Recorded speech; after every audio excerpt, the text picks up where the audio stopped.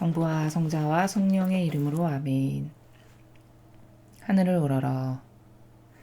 사랑하올 하느님 아버지 뜻 안에서 스승이신 예수님과 도움이신 성령님과 사랑하올 성모님과 성요셉 아버지와 성미카엘 대천사와 하늘의 모든 거룩한 천사들과 성인들의 전구를 청하며 기도드립니다. 오늘도 아버지 뜻 안에서 예수님과 어머니 하나 되신 성심에 저희의 내적이고 외적인 모든 것을 봉헌드리오니 또한 아버지께서 사랑하시는 인류의 영혼들의 인성을 끌어안아 같은 지향과 갈망으로 봉헌드리오니 저희들의 내적이고 외적인 모든 것의 주체가 되어 주시옵소서. 아버지의 뜻 진리로 어서 빨리 대한민국을 다스려 주시고 이 나라를 망하게 하는 그 모든 다양한 종류의 마귀를 어머니 발 아래 봉헌드리며 예수님의 거룩하신 빛과 물과 피의 늑방에 묻습니다. 어머니, 그 마귀들의 정수리를 짓밟으시어 어서 빨리 패망시켜 주시고 그 자손 후대에 이르기까지 다시는 이 나라에서 그 마귀 세력이 기승하지 못하도록 완전히 몰살시켜 주시옵소서.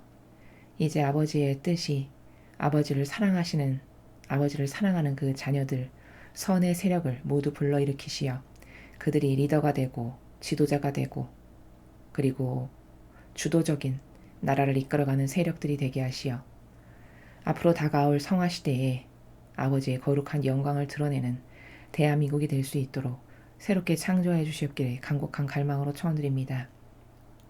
아버지, 오늘도 상처받으신 성심의 모든 아픔을 저희 사명이 또 저희 제자들과 십자가 사도직이 온 인류를 대신하여 배상과 보석을 드리오니 너무나도 미흡하오나 너그러이 받아주시어 아버지 상처받으신 그 성심의 상처 하나하나가 다 저희의 사랑 가득한 입맞춤으로 모두 다시 재생될 수 있도록 아버지의 아프신 그 마음이 위로받으실 수 있기를 갈망으로 청원드립니다. 이 모든 기도 우리 주 그리스도를 통하여 비나이다. 아멘. 성부와 성자와 성령의 이름으로 아멘.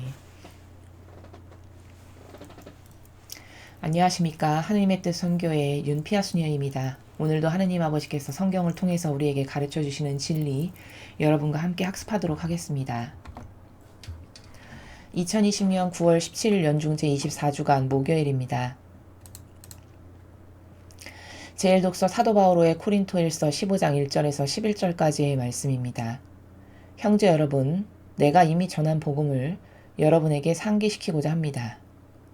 여러분은 이 복음을 받아들여 그 안에 굳건히 서 있습니다. 내가 여러분에게 전한 이 복음 말씀을 굳게 지킨다면 또 여러분이 헛되이 믿게 된 것이 아니라면 여러분은 이 복음으로 구원을 받습니다. 나도 전해받았고 여러분에게 무엇보다 먼저 전해진 복음은 이렇습니다. 곧 그리스도께서는 성경 말씀대로 우리의 죄 때문에 돌아가시고 묻히셨으며 성경 말씀대로 사흘 아래 되살아나시어 케파에게 또 이어서 12사도에게 나타나셨습니다. 그 다음에는 한 번에 500명이 넘는 형제들에게 나타나셨는데 그 가운데 더러는 이미 세상을 떠났지만 대부분은 아직도 살아있습니다. 그 다음에는 야고보에게 또 이어서 다른 모든 사도에게 나타나셨습니다. 맨 마지막으로는 칠삭둥이 같은 나에게도 나타나셨습니다. 사실 나는 사도들 가운데 가장 보잘것없는 자로서 사도라고 불릴 자격조차 없는 몸입니다. 하느님의 교회를 박해하였기 때문입니다. 그러나 하느님의 은총으로 지금의 내가 되었습니다. 하느님께서 나에게 베푸신 은총은 헛되지 않았습니다. 나는 그들 가운데 누구보다도 애를 많이 썼습니다. 그러나 그것은 내가 아니라 나와 함께 있는 하느님의 은총이 한 것입니다. 그리하여 나나 그들이나 우리 모두 이렇게 선포하고 있으며 여러분도 이렇게 믿게 되었습니다. 주님의 말씀입니다. 하느님 감사합니다.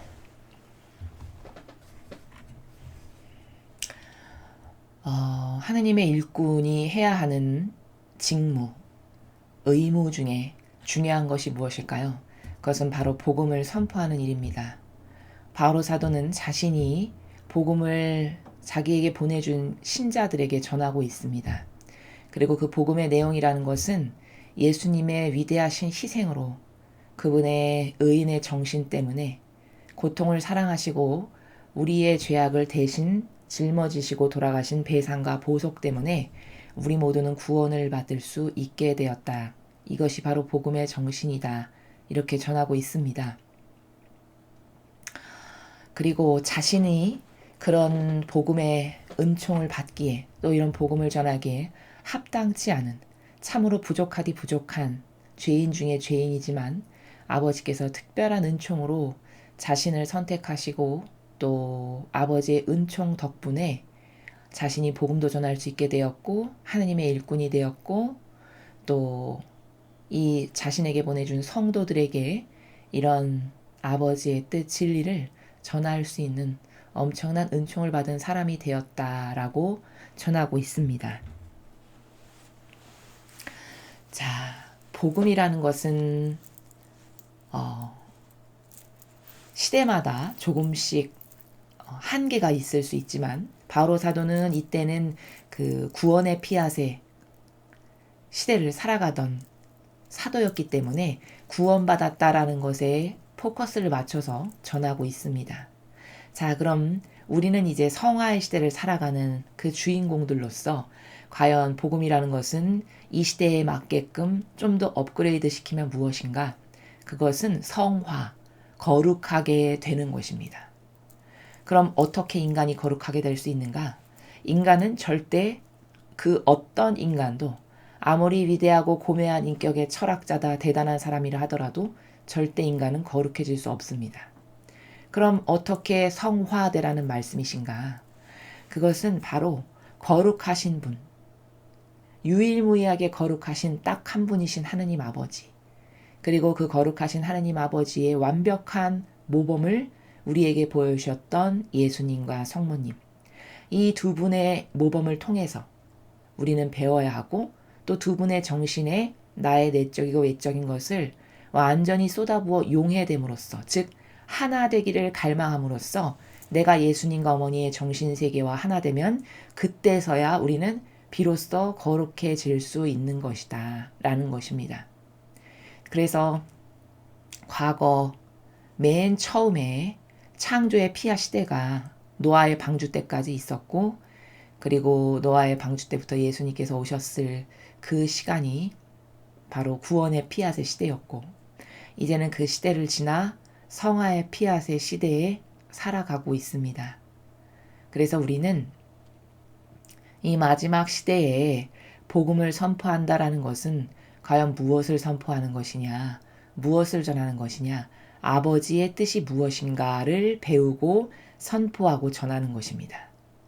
아버지의 뜻이라는 것은 곧 진리입니다. 그럼 진리라는 것은 무엇이냐? 그것은 참됨으로만 가득한 세계입니다. 바르고 정직하며 정의롭고 부족함이라고는 없는, 그래서 우리는 그것을 참된 진실이고 사실이라고 일컫는 그 진실과 사실만으로 가득한 세계가 바로 진리의 세계입니다. 똑똑하다라고 자부하는 우리 인간이 나는 진실되고 정직한 사람이라고 착각하면서 살아갈지 모르겠지만 이 진리의 관점으로 인간을 바라보면 인간은 정직하지도 않고 그리고 공평하지도 못하고 정의롭지도 않습니다. 우리가 나 자신을 정직하고 또 공평을 좋아하며, 즉 공정을 좋아하며 공의로운 사람이라고 착각하는 것은 그저 한없이 관대한 나의 잘못된 기준으로 나를 바라보았을 때 그러한 것이지, 아버지의 뜻이 주시는 진리의 세계, 즉 신적인 질서의 잣대에서 바라보았을 때 우리는 절대 정직하지 않고 공의롭지도 않고 공정하지도 못하며 사랑도 부족하고 그리고 경계도 마구 허무는 악으로 변질되었다라는 것을 인정할 줄 알아야 됩니다. 그러므로 우리가 성화의 시대에 주역이 되기 위해서는 내가 그동안 믿고 따랐던 나만의 기준, 다양한 기준들, 내가 옳다라고 지금도 여기고 추종하고 믿는 신념, 다양한 신념, 진리가 아닌 이런 것들, 그리고 익숙한 경향으로 매일같이 따르고 살아가는 나의 기호나 정서나 나의 선, 내가 착하다고 생각하는 나의 기준에 선 이런 모든 것을 철폐하여 버리지 않고서는 절대 성화, 즉 예수님과 어머니의 정신에 하나 되고 용해되어서 그분과 용해됨으로써 거룩해지는 것은 불가능하다라는 것입니다. 왜냐하면 성화된다라는 것은 따를 기준이 유일무이한 절대성의 진리, 그것만을 따르는 사람이 성화될 수 있는 사람이기 때문입니다. 교회는 바로 이런 복음을 선포하고 전하는 곳입니다. 교회라는 곳은 바오로 사도가 지금 복음을 열렬히 뜨거운 열정과 갈망으로 자신이 깨닫고 발견하게 된 것을 맡겨주시고 보내주신 성도들에게 전하듯이 교회라는 것은 이 교회의 아버지의 뜻이 보내주시는 양들에게 이런 예수님과 어머니의 훌륭하신 정신, 올바른 신적 질서, 그리고 계명, 거룩한 사랑, 이런 아버지의 아름다우신 경계와 질서들을 가르치고 전해야 되는 의무와 책무가 있는 곳입니다. 그러므로 교회가 이런 것을 전하지 않아서 이 마지막 시대에 이렇게 엉망진창으로 질서 하나, 똑바로 따를 질서 하나 깨닫지 못하는 그런 비참한 우리가 된 것은 비단 이 양들에게만 문제가 있는 것이 아니라, 물론 그 양들에게도 문제가 있지만 그것을 바오로 사도와 같은 정신과 열정으로 올바르게 전하지 않은 교회에 엄청나게 큰 책임이 있다라는 것을 우리는 우리의 내피셜이 아니라 성경에 예수님께서 바리사 율법 학자들을 징계하셨던 그 나라에서 정신에서 바라보았을 때 결코 이 교회와 이 교회의 책임이 없다 할 수 없을 것입니다. 자, 이 마지막 시대는 온통 혼란과 무질서와 부작용과 망상으로 가득한 세대입니다. 너무나도 혼란스럽고 망상으로 가득 차서 이제는 무엇이 따라야 될 올바른 질서인지도 분별하기가 어려울 만큼 혼탁한 그런 마귀의 정신으로 가득한 세상이 되었습니다. 참으로 슬픈 시대입니다. 그러나 그렇다고 해서 우리가 좌절하고 절망하고 포기하기보다는 남은 소수의 자녀들에게 늘 희망을 두시고 말씀하시는 하느님 아버지께 우리만이라도 더 퍼펙트하고 완벽한 정신으로 아버지를 기쁘게 해드리시는 일, 또 아버지의 마음에 드는 일, 어떻게 하면 예수님과 어머니의 위대하신 정신세계를 내가 더 닮을까? 어떻게 하면 그 속성을 내 속성으로 좀 더 할까? 라고 하는 이런 절대값, 이런 절대성과 유일성을 우리의 정신으로 삼아서 오늘 바오로 사도가 이야기하듯이 복음이라는 것, 즉 하느님의 뜻, 아버지의 거룩한 사랑에 주신 계명, 즉 진리, 이 질서가 우리의 정신이 되어 다른 인류가 깨닫지 못하여 아버지께 드리지 못하는 목까지 우리가 배상하고 보숙하는 마음으로 매일같이 아버지께 위로를 드리고 그 아버지만이 받으셔야 될 다양한 권리와 사랑을 돌려드린다면 비록 비루하기 짝이 없고 부족하기 짝이 없으나 우리로부터 아버지께서 조금이나마 위로를 받으실 수 있을 것입니다. 우리는 이 책무를 게을리선 안 될 것입니다. 이제 바오로 사도와 같은 정신으로 무장된 일꾼을 더 이상 찾아보기 힘든 세상이 되었기 때문에 우리 각자가 이런 정신으로 다시 태어나서 우리 각각 한 개개인이 사도가 되어 아버지의 뜻을 내가 먼저 실천하면서 살고 그 정신으로 무장을 시키고 그래서 옆에 있는 사람들까지도 나의 달라진 모습을 보고 감화시키고 또 그들에게 자꾸 이런 아버지의 뜻을 전하며 그래서 훌륭한 정신이 대한민국 모든 5,200만 국민의 보편적인 정신이 될 수 있도록 열심히 전하고 열심히 그 정신으로 사는 그런 우리들이 되어야 할 것입니다. 자, 다음으로 오늘 주신 복음 말씀 함께 보시겠습니다. 루카복음 7장 36절에서 50절까지의 말씀입니다. 주님 영광 받으소서. 그때 바리사이 가운데 어떤 이가 자기와 함께 음식을 먹자고 예수님을 초청하였다. 그리하여 예수님께서는 그 바리사이의 집에 들어가시어 식탁에 앉으셨다. 그 고을에 죄인인 여자가 하나 있었는데 예수님께서 바리사이의 집에서 음식을 잡수시고 계시다는 것을 알고 왔다. 그 여자는 향유가 든 옥합을 들고서 예수님 뒤쪽 발치에 서서 울며 눈물로 그분의 발을 적시기 시작하더니 자기의 머리카락으로 닦고 나서 그 발에 입을 맞추고 향유를 부어 발랐다. 예수님을 초대한 바리사이가 그것을 보고 저 사람이 예언자라면 자기에게 손을 대는 여자가 누구이며 어떤 사람인지 곧 죄인인 줄 알 터인데 하고 속으로 말하였다. 그때 예수님께서 말씀하셨다. 시몬아, 너에게 할 말이 있다. 시몬이 스승님 말씀하십시오 하였다. 어떤 채권자에게 채무자가 둘이 있었다. 한 사람은 500데나리온을 빚지고 다른 사람은 50데나리온을 빚졌다. 둘 다 갚을 길이 없으므로 채권자는 그들에게 빚을 탕감해 주었다. 그러면 그들 가운데 누가 그 채권자를 더 사랑하겠느냐? 시몬이 더 많이 탕감받은 사람이라고 생각합니다. 하고 대답하자 예수님께서 옳게 판단하였다. 하고 말씀하셨다. 그리고 그 여자를 돌아보시며 시몬에게 이르셨다. 이 여자를 보아라. 내가 네 집에 들어왔을 때 너는 나에게 발 씻을 물도 주지 않았다. 그러나 이 여자는 눈물로 내 발을 적시고 자기의 머리카락으로 닦아주었다. 너는 나에게 입을 맞추지 않았지만 이 여자는 내가 들어왔을 때부터 줄곧 내 발에 입을 맞췄다. 너는 내 머리에 기름을 부어 발라주지 않았다. 그러나 이 여자는 내 발에 향유를 부어 발라주었다. 그러므로 내가 너에게 말한다. 이 여자는 그 많은 죄를 용서받았다. 그래서 큰 사랑을 드러낸 것이다. 그러나 적게 용서받은 사람은 적게 사랑한다. 그리고 나서 예수님께서는 그 여자에게 말씀하셨다. 너는 죄를 용서받았다.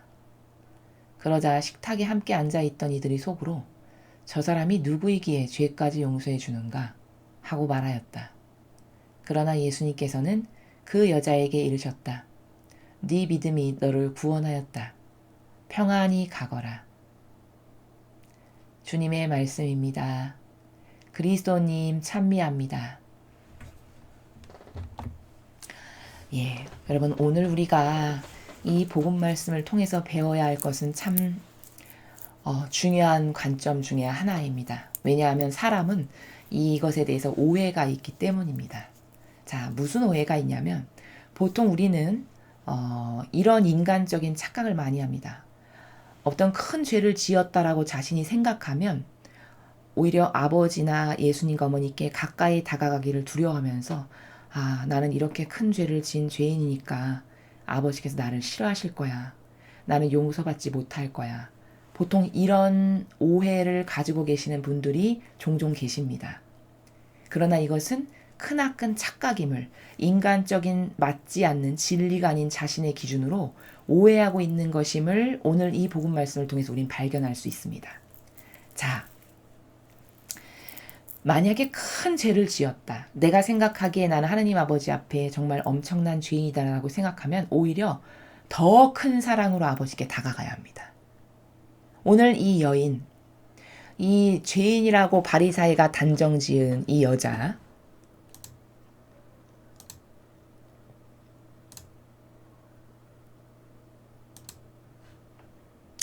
죄인인 여자라고만 나왔습니다. 보통 이 시대에 죄인인 여자라고 하면 바리사이들이 그렇게 찍어서 이야기할 정도면 창녀일 수도 있고 뭐 또 다른 죄인일 수도 있겠습니다. 아무튼 인간적 기준으로 봤을 때 죄인인 어떤 여자가 하나 들어와서 바리사이의 그 초대하신 집에 하나 들어와서 예수님을 엄청난 사랑과 공경의 정신으로 눈물을 흘리며 예수님께 사랑을 드리고 있는 모습을 오늘 우리가 확인할 수 있습니다. 자, 그런데 비유를 드시죠. 빚을 탕감받은 두 사람이 있는데 많은 빚을 탕감받았다면 많은 죄를 용서받은 것이요. 곧 그것은 무슨 뜻이냐? 많은 사랑을 받았다라는 뜻이라고 가르쳐 주시죠. 바로 이 여인이 한 것이 무엇이냐? 예수님께 엄청나게 큰 사랑과 눈물을 드렸다라는 것. 그러므로 사랑을 드린 크기만큼 이 여인은 그 죄를 용서받기에 합당하고 타당하다라는 것이 바로 신적 세계의 질서라는 겁니다. 그러므로 우리는 내가 정말 큰 죄인이라고 생각한다면, 그런데 용서받고 싶다면 큰 사랑을 아버지와 예수님과 어머니께 드리면 되는 것이죠. 그러나 마귀는 우리에게 어떤 오해를 불러일으키냐? 우리의 죄책감을 잘못 건드리면, 야, 너는 죄인이야. 너 같은 것이 하느님께서 너 같은 것을 이뻐하시겠어? 너 같은 것을 감히 어디다가 내밀어서 그 아버지 앞에 뭘 들이민단 말이야. 너같이 큰 죄인이. 하느님은 너 같은 죄인을 싫어하셔. 요렇게 마귀가 이상한 의견을 하나 불러일으켜서, 특히 마음이 순수하고 착하신 분들 중에 나같이 큰 죄인은 용서받기가 어려울 거야. 하느님은 나 같은 죄인을 싫어하실 거야. 이런 오해의 마음을 불러일으킨다는 것이죠. 그렇지만 그것은 마귀가 여러분을 하느님께 가까이 다가가지 못하게 하는 그런 교묘한 방해 공작의 하나라는 것을 깨달아야 합니다. 오히려 죄인이라고 생각하면 생각할수록 더 큰 사랑을 가지고 아버지께 적극적으로 다가가야만이 이렇게 오늘 죄인인 여자가 예수님께 큰 사랑을 드림으로써 용서받았던 것처럼 그렇게 용서받을 수 있고 또 새로 태어날 수 있다라는 사실입니다. 아버지는 회개하면 뭐든지 그것이 무슨 죄이든지 다 용서해 주시는 분이십니다. 인간처럼 사사로운 감정에 사로잡히거나 기억도 안 나는 10년 전, 20년 전의 일을 끄집어내서 너가 이때 이렇게 했으니까 나는 절대 너를 용서 못하지. 이런 옹졸하신 분이 절대 아니시라는 것이죠. 오죽하면 하느님 아버지의 위대하신 바다보다 더 깊고 넓은 사랑을 표현하시기를, 회개만 하고 뉘우치면 나는 네가 어제 무슨 죄를 지었는지도 기억 안 난다라고 말씀하시는 분이 하느님 아버지십니다. 이런 분이 위대하시고 멋쟁이신 우리 아버지시라는 거죠. 근데 인간은 오해를 가지면 어떻게 되냐? 죄를 짓는데 양심이 이상하게 작동하고 발동하면 나는 죄 용서 못 받을 거야. 나같이 심각한 죄인을 어떻게 아버지께서 용서하시겠어. 내까짓 게 뭐라고. 이런 이상한 양심을 건드리는 마귀가 하나 다가올 수 있습니다. 천상의 책에 보면은 루이사 피카레타에게 이 마귀가 항상 다가와서 루이사 피카레타를 공격하는 것을 볼 수 있습니다. 항상 루이사 피카레타의 양심을 잘못 건드려서 니까짓 게 뭘 할 수 있어. 너같이 몸도 아프고 손가락 하나 겨우 까딱할 수 있는 너 같은 죄인이 무슨 하느님의 일을 한단 말이야. 이렇게 마귀가 건드리는 것을 우리가 그 천상의 책에서 볼 수 있는데, 이것은 다 잘못된 나라입니다. 하느님은 회개하고 뉘우치시는 영혼은 그 죄가 무엇이든지 간에 다 용서하시는 분이시다 라는 것이고, 그러므로 오히려 내가 큰 그분 앞에 죄인이라는 것을 진짜 양심 깊은 곳에 절절히 느끼는 죄인이라면 오히려 그러면 그럴수록 더 하느님께 가까이 다가가고 더 예수님께 가까이 다가가서 더 큰 사랑을 드리고 더 큰 희생과 더 큰 갈망을 드리면, 그것이 무엇이건 오늘 예수님께서 이 모든 인간 바리사이들이 손가락질하는 이 죄인이 가장 큰 사랑을 받았다. 고로 가장 큰 사랑을 받았다라는 것은 가장 많이 용서받았다. 그래서 후미에 이렇게까지 말씀하시죠. 여인아, 네 믿음이 너를 구원하였다. 즉 구원하였다라는 것은, 구원받았다라는 것은 본질의 의미에서는 너는 네 죄를 다 용서받았으니까 이제 편히 가거라, 이렇게 말씀하시는 겁니다. 그래서 사랑이라는, 예수님은 다 사랑의 관점에서 모든 나라를 말씀하시는데, 오늘 이 용서도 사랑의 관점의 나라에서 우리에게 가르쳐 주십니다. 즉 용서라는 것은, 많은 사랑을 아버지께 드린 사람은 많은 죄를 용서받을 수밖에 없는 것이 당연한 이치죠.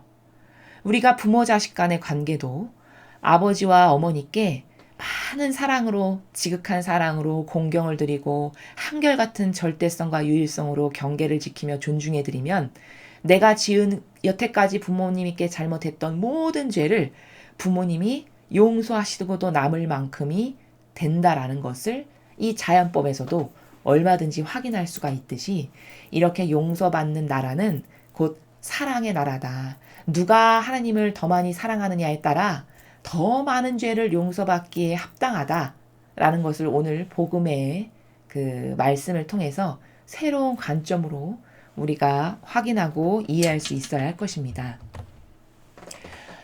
자, 오늘 우리는 그 바오로 사도의 서간을 통해서는 복음을 전하는 것이 아버지 일꾼의 의무고 책무다. 그렇다면 이 시대의 복음을 전하는 것은 뭘까? 아버지의 뜻 진리가 무엇인지를 내가 먼저 살고 그 정신을 나의 사랑하는 주변의 사람들에게도 가르쳐서 전해서 5,200만 대한민국의 모든 국민이 이제 이 정신이 보편적 가치 기준이 될 수 있게끔 만들어 나가는 것이 하느님의 남은 자녀들이 해야 될 의무요. 그게 바로 곧 복음 선포다라는 것입니다. 자, 그리고 복음에서는 용서받는다라는 게 과연 뭘까? 그것은 사랑의 관점의 나라에서 봤을 때는 하느님께 많은 사랑을 드리는 사람은 많은 죄를 용서받을 수밖에 없다라는 것입니다. 그러므로 우리가 아버지를 그리고 예수님과 어머니를 얼마큼 많이 사랑하고 기쁘시게 해드릴 일을 많이 찾아서 수행한다라는 것은 그만큼 하느님께 나의 사랑을 입증해 드리는 것이고 내가 아버지를 이렇게 많이 사랑합니다. 예수님과 어머니 이렇게 많이 사랑합니다. 곧 많이 사랑함으로 아버지께서는 많이 용서해 주실 수밖에 없는 공정의 나라다. 그러나 사람의 양심은 마귀에게 잘못 휘달리면 내가 이렇게 큰 죄를 저질렀는데 나 같은 죄인이 하느님께서 과연 용서받을 수 있을까? 나 같은 것도 아버지는 사랑하실까? 이런 양심을 잘못된 방향으로 이끄는 마귀의 계략에 넘어가서는 안 될 것이라는 것입니다. 용서 못하는 것은 밴댕이와 같은 인간의 편협하고 좁은 얄팍한 사고방식이나 그렇지 하느님 아버지 앞에서는 진실하게 회개하는 사람, 진실된 마음과 정신의 나라에서 아버지께 온 마음과 정신을 다해서 사랑을 드리는 이런 자녀는 그 죄가 무엇이건 아버지는 묻지도 따지지도 않고 용서해 주시는 이런 아름다운 분이시다. 라는 것을 우리 마음에 깊이 새겨서 우리가 어떤 하느님과의 올바른 관계성을 정립하는 데 있어서 이런 오해가 있어가지고 아버지와의 그 친밀한 관계성을 이룩하는데 부작용이 끼어들어서는 안 될 것이다. 라는 것을 여러분에게 말씀드립니다. 이상으로 2020년 9월 17일 연중제 24주간 목요일 복음 해설을 마치겠습니다. 감사합니다.